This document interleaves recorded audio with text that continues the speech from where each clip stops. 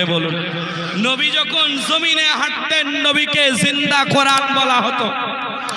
আরো জোরে বলুন, যদি কোরআনকে নিজের সিনায় আনতে চান, আল্লাহর বিধিবিধান যদি মানতে চান, নবীর ধরুন, সেই নবীর শোনার জবানের হাদিসে পাক আপনার কাছে শোনাচ্ছি, গভীর মনোযোগ দিয়ে শুনুন। আল্লাহ নবী, আল্লাহর হাবিব মুহাম্মাদুর রাসূলুল্লাহ, সকলে বলি সাল্লাল্লাহু আলাইহি ওয়াসাল্লাম, তিনি বলেন, মান ইবতাগাল হুদা বিগাইরিহি আযাল্লাহুল্লাহ।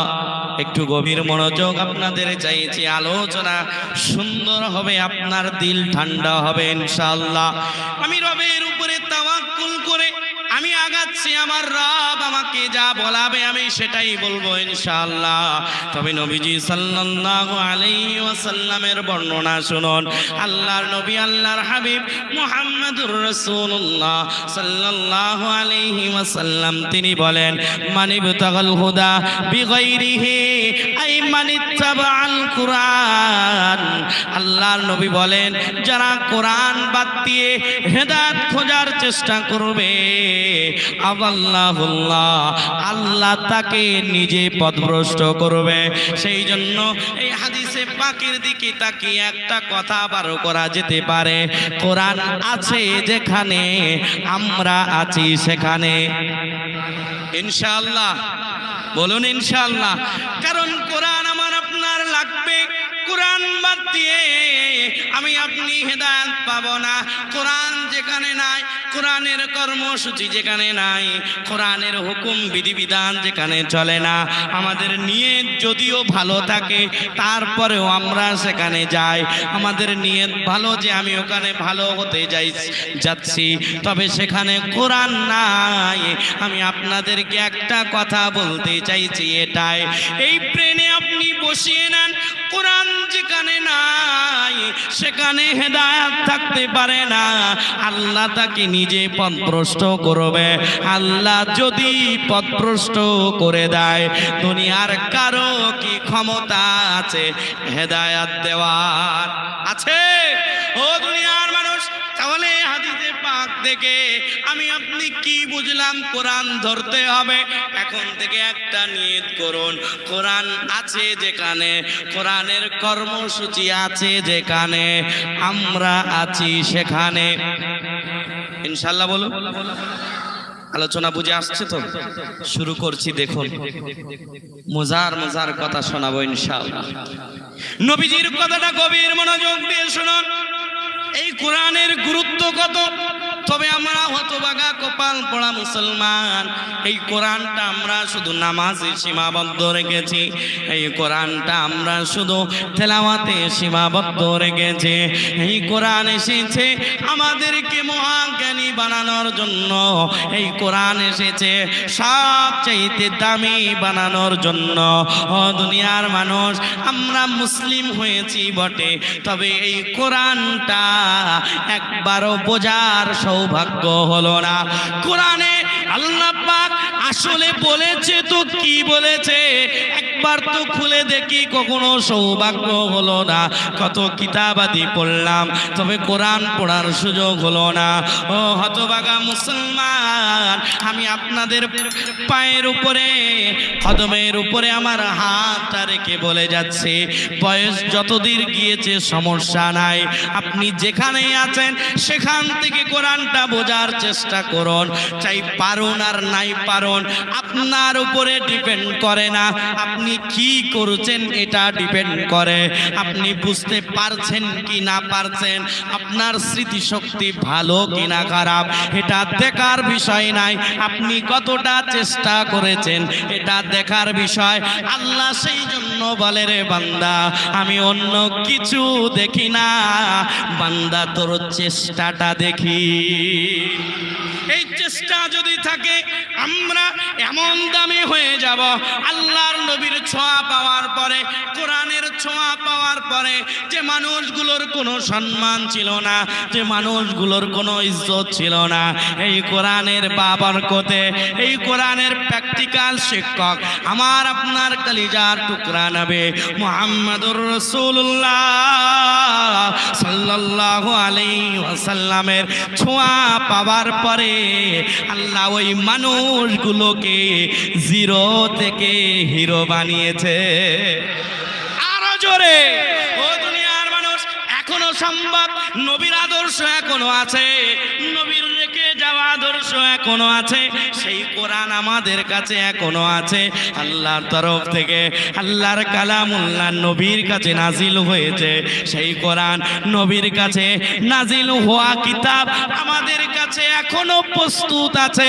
আমি আপনি যদি যুগের শ্রেষ্ঠ হতে চাই, আল্লাহর কাছে প্রিয় হতে চাই, তাহলে কোরআনের কাছে আসতে হবে। সুবহানাল্লাহ, কই জোরে বলুন সুবহানাল্লাহ। ও দুনিয়ার মানুষ, আমার আব্বা জানেরা, আমার ভাই জানেরা, এই কোরআন কত মহা জ্ঞান দেয় একটু দেখুন। আমি আপনার কাছে কেন বলছি, আজ কোরআনটা আমার আপনার কাছে শুধু তেলাওয়াতের কিতাব হিসাবে সীমাবদ্ধ রয়ে গেছে। এই কোরআনটা আমরা শুধু নামাজে রেখেছি, সমাজে আনতে শিখি নাই, আমরা এটাকে বোঝার বিষয় কিছু মনে করি না। ও বাবাজি, না না না, এই কোরআন আমার আপনার নবীর মাধ্যমে আল্লাহ দুনিয়ায় নাজিল করলেন। এই কোরআন হলো মহাজ্ঞান, এই কোরআন হলো হিকমত, এই কোরআন হলো প্রজ্ঞা। এই কোরআনে যে জ্ঞান আছে বিজ্ঞানীদের কাছেও সেই জ্ঞান নাই। আপনি বলবেন, ও মাওলানা সাহেব, আপনাকে এত কষ্ট করে এনেছি, একটু বলে যান কোরআনে কি আছে, আমরা তো বুঝি না। ও বাবাজি, আমিও তো অজ্ঞ, আমার ওস্তাদদের নকল করে করে আমি আপনাদের কাছে শুনিয়ে যাচ্ছি, আমার পীর ও মাশায়েখদের নকল করে করে আপনাদের কাছে শুনিয়ে যাচ্ছি। আমার ভান্ডারে কিছু নাই, আমি তো নকল করি আমার ওস্তাদদের, আমার আকাবির হযরতদের, আমার মুর্শিদদের নকল করে করে আমি কথা বলি। সেই জন্য আকাবির হযরতদের কথা বড় হিকমতপূর্ণ, জোরে বলুন। সেই জন্য এক কবি বলেন, ফেলুল হাকিম লা হাকিম হবে, তানাদের কথার মধ্যে হিকমত থাকবে, জোরে বলুন। নকল করে করে শোনাচ্ছে, গভীর মনোযোগ দিয়ে শুনুন। আসলে আপনি এখান থেকে কিছু নিয়ে বাড়িতে যেতে পারবেন। আমি আপনার কাছে অনুরোধ করে বলছি, হাতে না ধরে পায়ে ধরে বলছি, হে যুবকেরা, রাস্তাঘাটে তোমরা যারা ঘুরছো, আমি তোমার কদমের উপরে হাত রেখে আমি তোমার হিতাকাঙ্ক্ষী হিসাবে বলে যাচ্ছি, যুবক আসো, মিলাদুন নবী এই মাহফিলে আসো, এখানে এসে তোমার জীবন পরিবর্তন করে বাড়িতে যাও। ও দুনিয়ার মানুষ, ও যুবকেরা, তরুণেরা, ও আমার কলিজার টুকরা আম্মা জানেরা, গভীর মনোযোগ দিয়ে দিল দিয়ে আমার কথাগুলো একটু অনুভব করার চেষ্টা করুন। আসলে আল্লাহ আমাদের দিয়েছে তো কি দিয়েছে, আল্লাহ মহা কোরআন দান করেছে।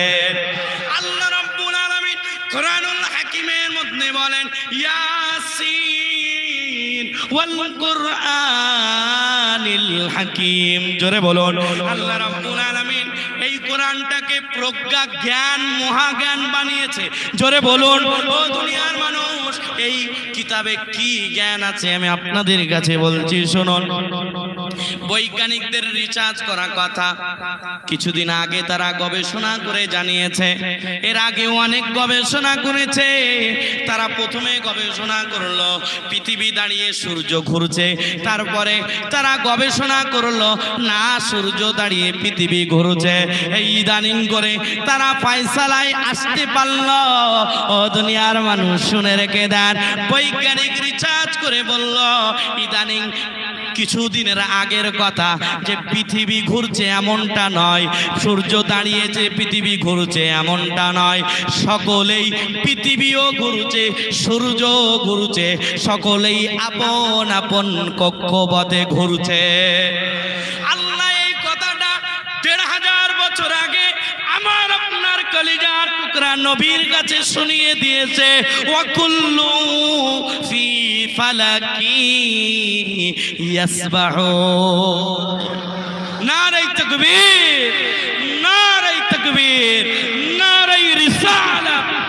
ও দুনিয়ার মানুষ, আমি আপনাদের কাছে অনুরোধ করে বলছি, যে কথা বৈজ্ঞানিক রিসার্চ করে করে আমার তো মন বলে বড়রা বলেছেন যে বৈজ্ঞানিকদের কাছে যে জ্ঞান আছে তারা তাদের মেধা দিয়ে অনেক কিছু চেষ্টা করবে, অনেক কিছু গবেষণা করার চেষ্টা করবে, তারা যখন ফয়সালায় আসতে পারবে না তারা তখন কোরআন খুলে দেখে।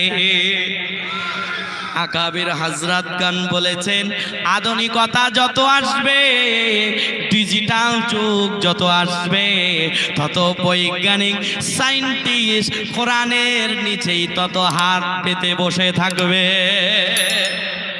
ও বাবাজি,